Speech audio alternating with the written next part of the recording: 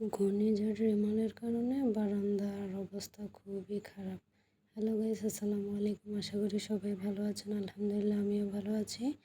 শখ করে বারান্দায় গাছ লাগানোর এই শেষ পরিণতি হবে কখনোই কল্পনাই করে না। যতবারই গাছ লাগাই সুন্দর করে বারান্দাটা পরিষ্কার করে রাখি, ততবারই ঝড় তুফানে একদম একাকার করে দেয় কাদা পানি।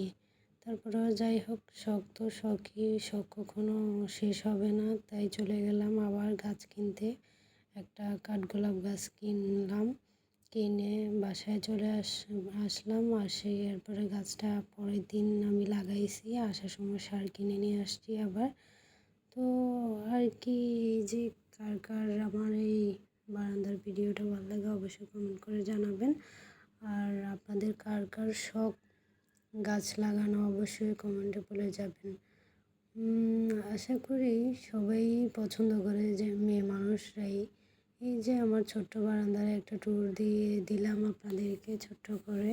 এখানে অনেকগুলো গাছ আছে, সবজি গাছ থেকে শুরু করে ফল গাছ, ফুল গাছ সবই আছে। আর বিভিন্ন রকমের গাছ মারাও গিয়েছিল, বাট কষ্ট লাগে গাছগুলো যখন আনি এত যত্ন করি।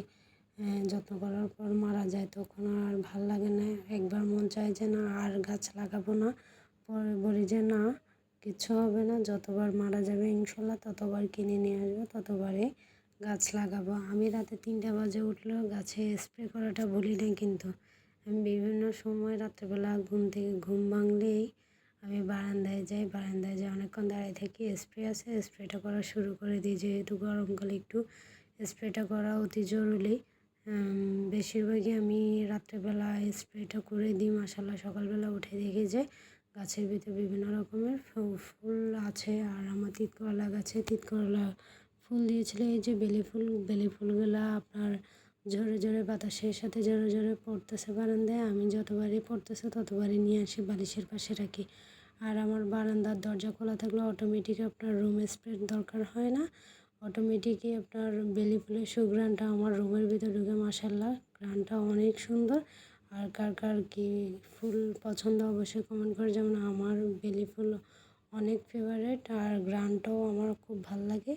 আপনাদের কার কার কাছে ভালো লাগে অবশ্যই কমেন্ট করে জানাবেন। আশা করি সবাই ভালো আছেন, ভালো থাকবেন, সুস্থ থাকবেন। আর আমার ভিডিওটা কেমন লাগে অবশ্যই কমেন্ট করে জানাবেন। আল্লাহ হাফেজ।